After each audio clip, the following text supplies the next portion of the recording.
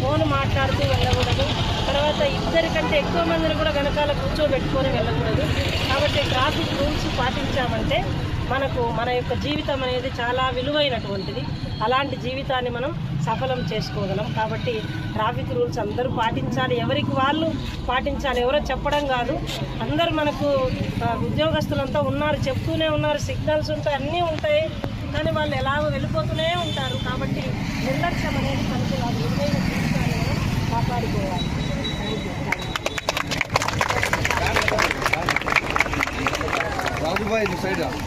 రాజు నా సైడ్ రా మేడం, ఒక సైడ్ రండి మేడం.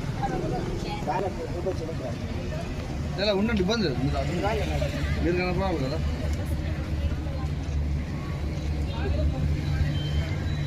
ఇక్కడ